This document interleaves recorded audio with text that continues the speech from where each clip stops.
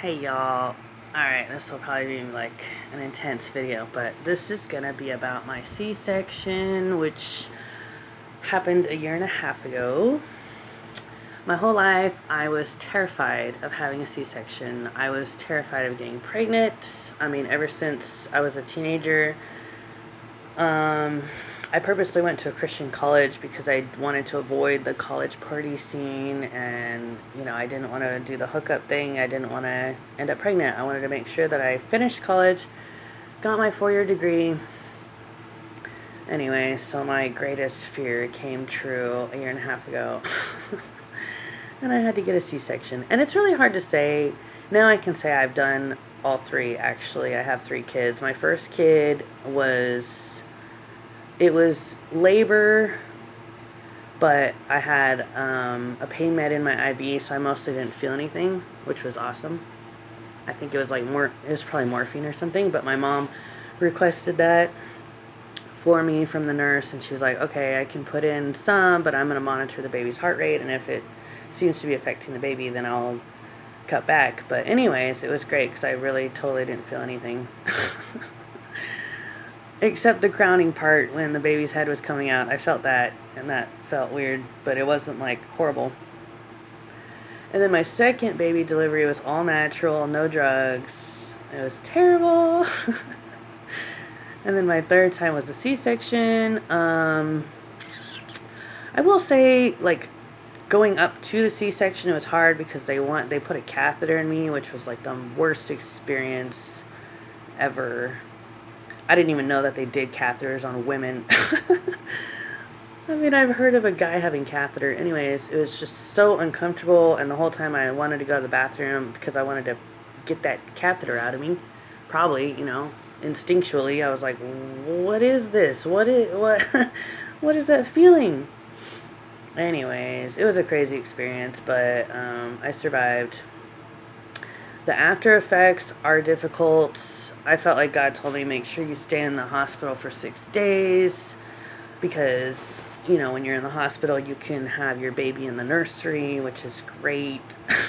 So you can sleep, especially overnight. So if you or anybody ever has a C-section, you definitely want to not worry about doing 24/7 care for the baby, obviously, like right away. So you should stay in the hospital for a while.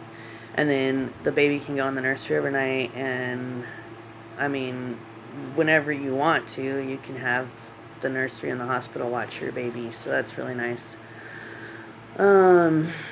Anyways, at some point, I don't know who complained, but someone, I think it was one of the nurses there, told CPS that she thought that I didn't care about my baby enough, and I wasn't like goo goo gaga over my baby, which, if I could have talked to that nurse personally, I would have said, excuse me, have you ever had a C-section? Do you know what it feels like? You feel it's pretty bad. Like, you got your body cut in half, like it's excruciatingly painful to walk around. It's just horrible. Anyways, so this nurse obviously had zero compassion for someone going through something like that. So she told CPS she thought I didn't really care about my baby. So then CPS was messing with us, and this lady came in. She was probably younger than me. Anyway, she was Mexican, and I will say I do think that this was partly a racist thing, that she probably thought that I was racist against her because maybe I was like not being totally polite. Maybe she thought I was acting racist. I don't know. I think if I wasn't being totally polite, it's probably because she was younger than me. But she was like being all bossy. And she was like, she's like, so what we're going to have to do is someone from CPS is going to have to live with you for a month after you go home and monitor how you are with your baby. And I was like, what? I was like, I don't see why that's necessary. So she probably thought I had an attitude. Anyways, then at some point, my ex's mom was like, well, can it be a family member that lives with them? Whoever's in charge of CPS, they really need to, like, tell them to not micromanage so much, okay? Like, I don't know. Like, CPS needs to recognize that that baby or those kids belong to the mom and they need to trust the mom just a little bit more with her own children. Like, CPS needs to have faith that God let that woman get pregnant for a reason and that she's probably going to be a good mom. And yes, there are bad moms out there, but mostly God lets a woman get pregnant for a reason because that woman will do a good job. Anyways, so I don't know what was going on with the whole thing, but at one point we came home from the hospital. The CPS lady wanted to come inspect the house and make sure that it was suitable for a baby. And literally like 5 or 6 times I felt like God told me in my head, don't let her take your baby. Don't let her take your baby.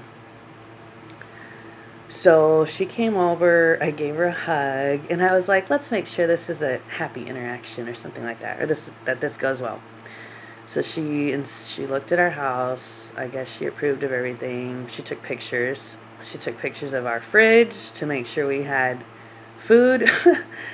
She took pictures of everything, the whole house. And it was such a headache. Like, I was just like, why are we going through this?